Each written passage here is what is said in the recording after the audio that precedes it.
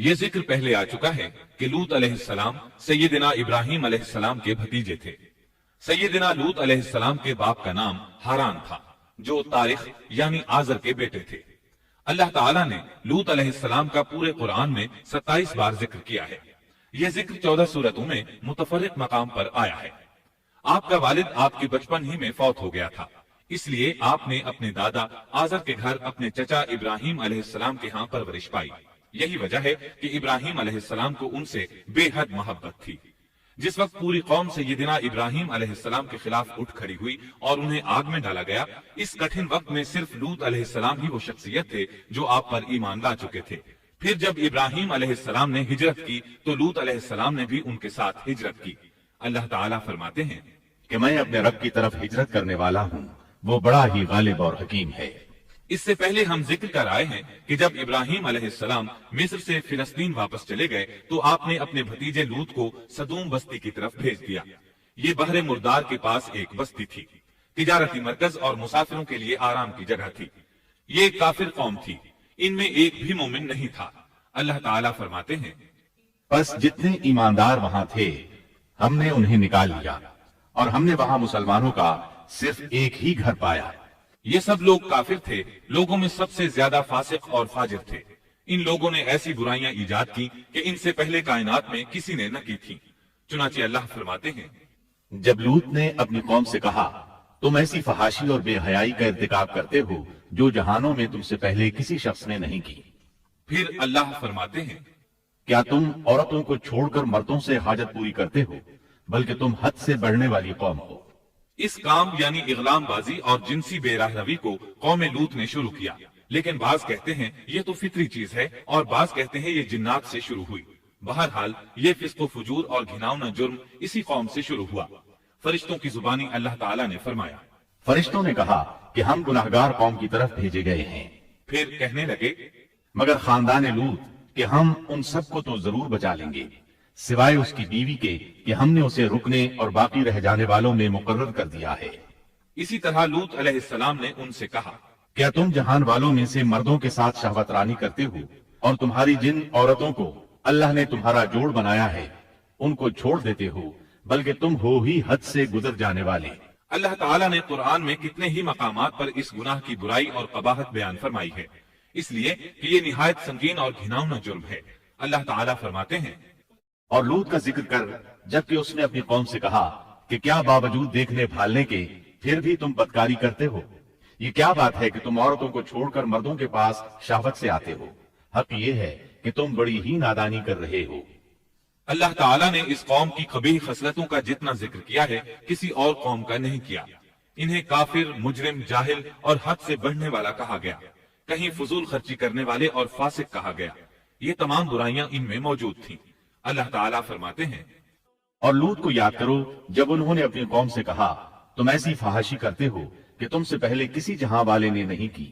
کیا تم مردوں کے پاس بدفعلی کے لیے آتے ہو اور راستوں میں ڈاکے ڈالتے ہو اور مجالس میں نہایت برے کام کرتے ہو؟ یہ لوگ اس قدر خبیث تھے کہ بھری مجلس میں برے برے کام کرتے تھے۔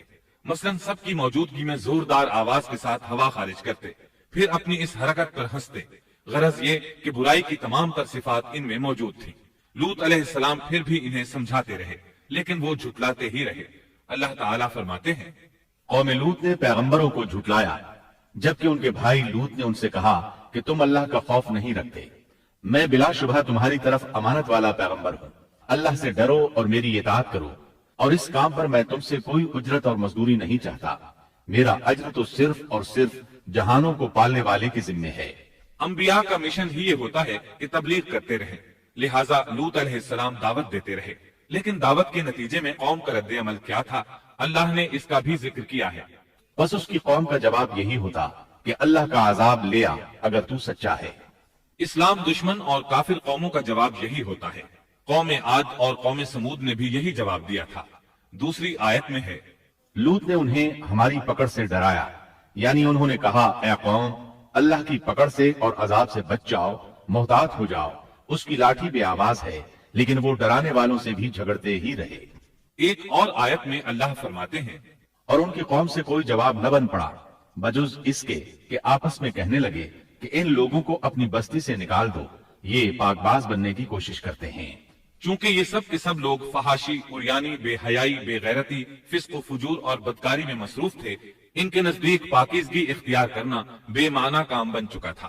لوط علیہ السلام اور ان کی بیٹیوں کے علاوہ کوئی شخص پاک نہ تھا، سب کے سب غلاظت میں ڈوبے ہوئے تھے۔ چنانچہ انہوں نے لوط علیہ السلام کو اپنی بستی سے نکال باہر کرنے کا فیصلہ کیا۔ کہنے لگے، اے لوط، اگر تو اپنے اس واعظ و نصیحت سے باز نہ آیا تو ضرور تجھے نکال دیا جائے گا۔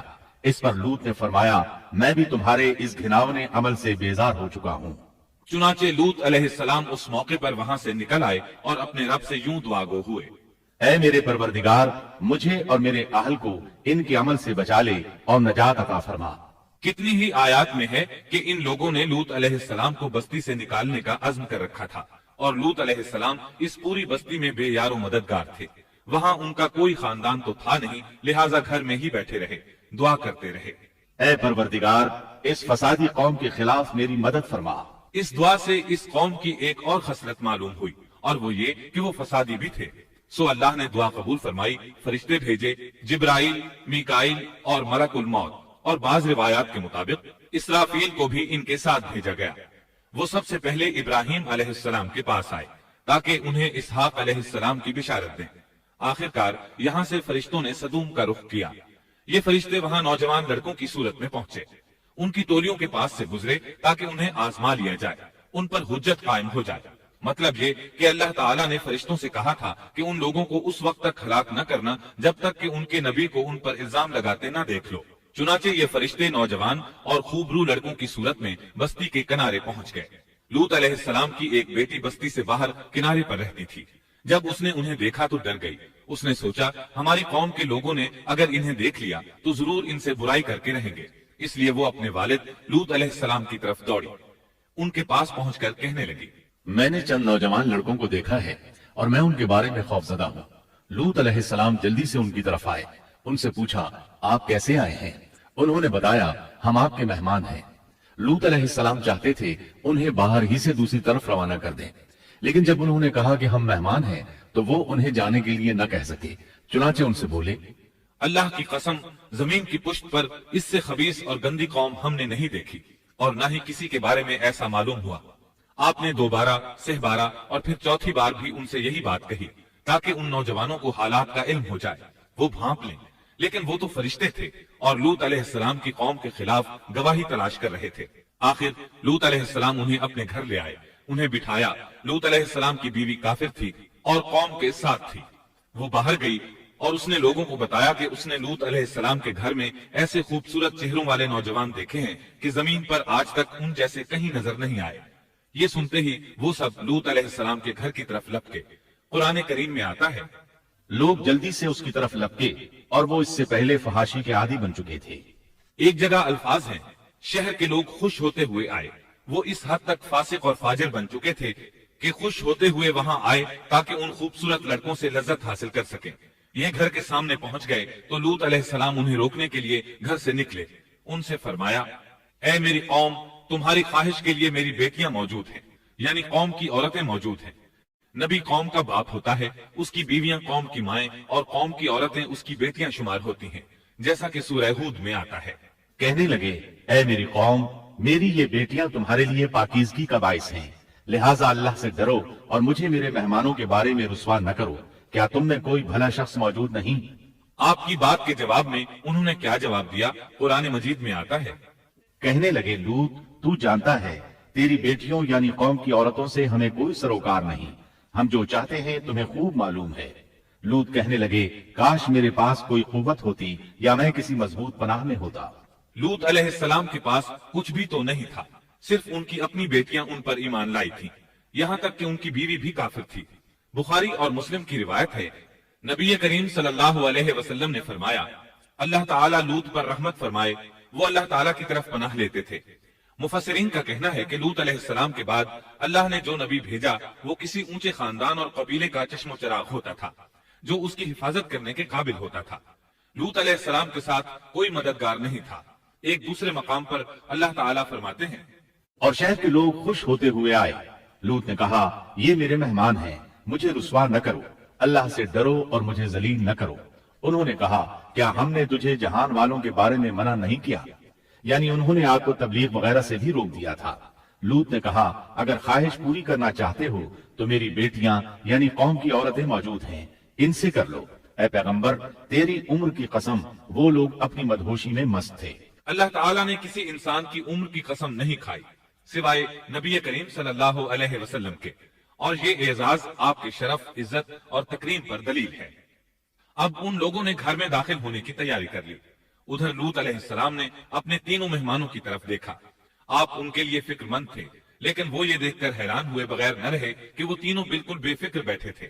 اس وقت کی کیفیت اللہ تعالیٰ نے قرآن مجید میں یوں بیان فرمائی ہے، تم لوگ تو کچھ انجان سے معلوم ہو رہے ہو۔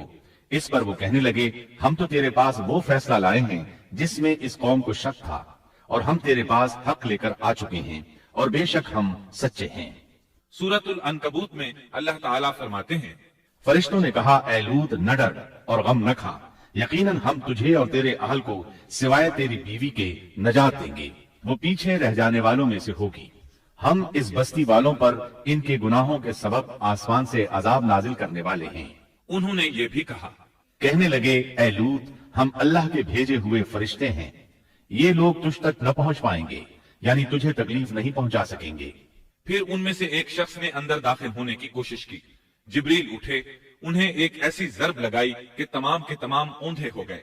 اس بارے میں اللہ کا فرمان ہے، انہوں نے لوط کو اس کے مہمانوں کے بارے میں پھسلانے کی کوشش کی تو ہم نے ان کی آنکھیں مٹا ڈالی۔ اللہ تعالیٰ سورۃ القمر میں فرماتے ہیں، بس میرا عذاب اور ڈرانا چکھو۔ وہ دھمکیاں دینے لگے اور واپس جاتے ہوئے کہنے لگے ہم تجھ سے کل نبٹ لیں گے۔ انہوں نے سزا محسوس بھی کر لی لیکن پھر بھی توبہ نہ کی۔ اس وقت فرشتوں نے کہا، یقیناً ان کے وعدے کا وقت صبح کا ہے، اور کیا صبح بالکل قریب نہیں؟ صبح تک انہیں مہلت مل گئی۔ فرشتوں نے کہا، اے لوط اپنے اہل کو رات کے حصے میں لے کر نکل جا، اور ان کے پیچھے پیچھے تو چل، اور تم میں سے کوئی پیچھے مڑ کر نہ دیکھے، اور جہاں تمہیں حکم ہو چلے جاؤ۔ اور ہم نے اسے وہ فیصلہ سنا دیا کہ صبح ہوتے ہی اس قوم کی جڑ کاٹ دی جائے گی۔ اسی طرح اللہ تعالیٰ سورۃ الشعراء آیت 170 اور 171 میں فرماتے ہیں، ہم نے اسے اور اس کے تمام اہل کو نجات دی سوائے اس کی بیوی کے جو پیچھے رہنے والوں میں سے تھی۔ سورۃ القمر میں اللہ تعالیٰ فرماتے ہیں، تمام ہلاک ہو گئے سوائے لوط کی آل کے، انہیں ہم نے صبح سحری کے وقت یعنی رات کے آخری حصے میں نجات دی، یہ ہمارا احسان تھا، اور اسی طرح ہم شکر گزاروں کو بدلہ دیتے ہیں۔ چنانچہ لوط علیہ السلام نکل کھڑے ہوئے، ان کے ساتھ ان کی صرف 2 بیٹیاں تھیں۔ وہ بستی سے نکل گئے، پھر صبح ہوئی، روشنی پھیلنے لگی تو عذاب آ گیا۔ اور صبح سویرے ہی انہیں ٹھہرنے والے عذاب نے آ لیا، بس تم میرے عذاب اور ڈرانے کا مزہ چکھو۔ یہ عذاب کیسا تھا؟ جبریل علیہ السلام آئے، اپنا پر زمین کے نیچے داخل کیا، اس مکمل بستی کو اکھیڑا اور آسمان کی طرف اٹھا کر لے گئے۔ کہا جاتا ہے کہ فرشتوں نے اس بستی کے مرغوں کی اذان اور کتوں کے بھونکنے کی آوازیں سنی، اور لوگوں نے فرشتوں کی تسبیح سن لی۔ جبریل علیہ السلام نے ایک چیخ ماری، سب بجھی ہوئی آگ کی طرح ہو گئے، پھر مکمل بستی کو پکڑ کر الٹا دیا۔ ہر ایک کے لیے آسمان میں پتھر تیار تھا، بہرحال اس کو زمین پر دے مارا۔ اللہ تعالیٰ سورہ ہود میں فرماتے ہیں، بس جب ہمارا حکم آیا تو ہم نے اس کا اوپر والا حصہ نیچے کیا اور ان پر کنکریلے پتھر برسائے جو تہ بتہ تھے، تیرے رب کی طرف سے نشاندار تھے، اور وہ ان ظالموں سے کچھ دور نہیں تھے۔ سورۃ الحجر میں اللہ فرماتے ہیں، روشنی ہوتے ہی انہیں بڑے زور کی چیخ نے پکڑ لیا، پھر ہم نے اس کا بلند حصہ نیچے کیا اور ان پر کنکر والے پتھر برسائے۔ سورۃ الشعراء میں اللہ فرماتے ہیں، اور ہم نے ان پر ایک خاص قسم کا می برسایا، بس بہت ہی برا می تھا جو ڈرائے گئے ہوئے لوگوں پر برسا۔ یہ ماجرا بھی سراسر عبرت ہے، ان میں سے بھی اکثر مسلمان نہ تھے۔ بے شک تیرا پروردگار وہی ہے غلبے والا، مہربانی والا۔ سورۃ النجم میں اللہ فرماتے ہیں، اور اس نے الٹائی ہوئی بستیاں گرا دی، پھر ان کو اس چیز سے ڈھانپا جس سے بھی ڈھانپا، مطلب یہ کہ ان پر پتھروں کی بارش برسائی۔ بس تم اپنے رب کی کون کون سی نعمتوں میں جھگڑو گے، یہ شخص بھی پہلے ڈرانے والوں کی طرح ایک ڈرانے والا ہے۔ اس طرح یہ بستی سدوم بحر مردار کے علاقے میں تہس نہس ہو گئی، اور اس کے آثار و نشانات قیامت تک کے لیے چھوڑ دیے گئے ہیں۔ ان نشانات کو اسی لیے باقی چھوڑا گیا ہے کہ سارا جہان ان کو دیکھ کر عبرت پکڑے، فحاشیوں سے باز آ جائے۔ خاص طور پر سب سے بڑی فحاشی جو قوم لوط کا عمل تھا اس سے باز آ جائیں۔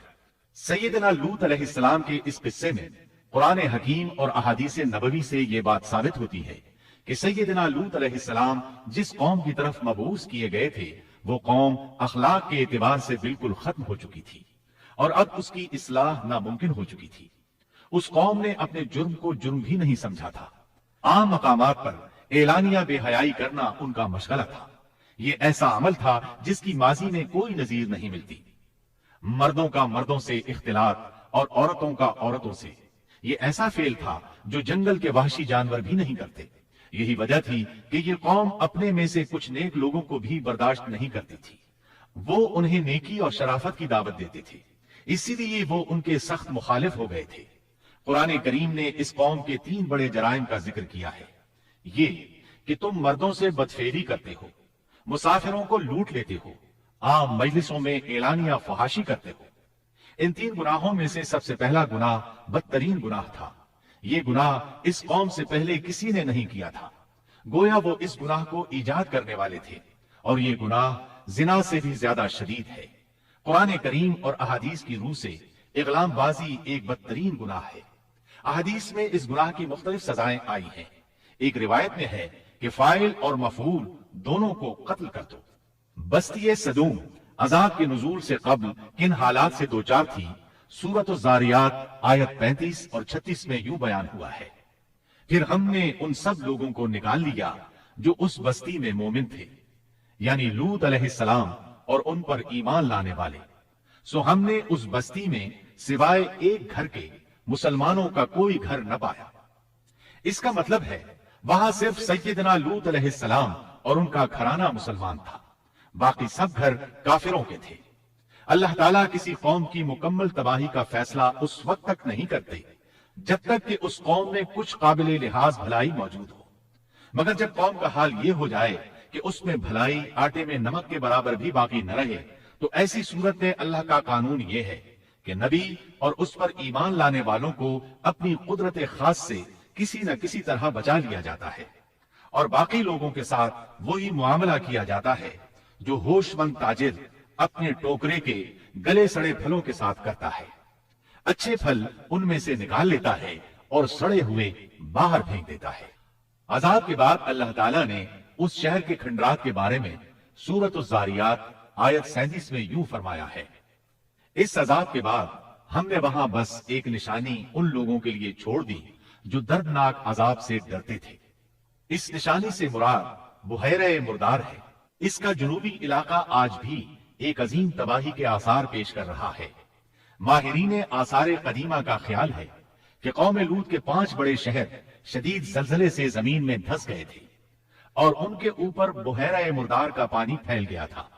اس خیال کی وجہ یہ بتائی جاتی ہے کہ بحیرہ مردار کا وہ حصہ جو اللسان نامی جزیرے کے جنوب میں واقع ہے وہ صاف طور پر بعد میں پیدا ہوا ہے، اور قدیم بحیرہ مردار کے جو آثار اس جزیرے کے شمال میں نظر آتے ہیں وہ جنوب میں پائے جانے والے آثار سے بالکل مختلف ہیں۔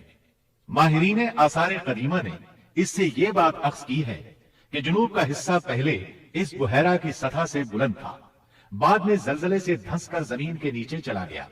اس دھنسنے کا زمانہ بھی 2000 برس قبل مسیح کے قریب معلوم ہوتا ہے، اور یہ زمانہ تاریخ کے اعتبار سے سیدنا ابراہیم علیہ السلام اور سیدنا لوط علیہ السلام کا زمانہ ہے۔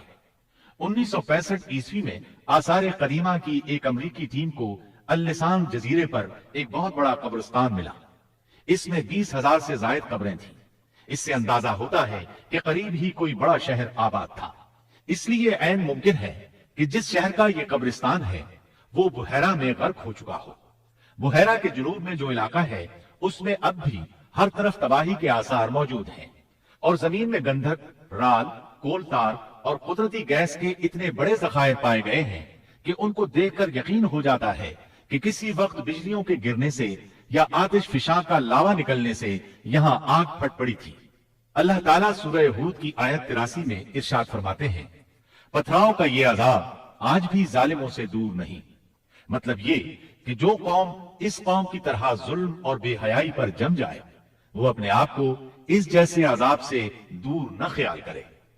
لوط علیہ السلام کے حالات اور واقعات قرآن کریم کی روشنی میں آپ نے سنے۔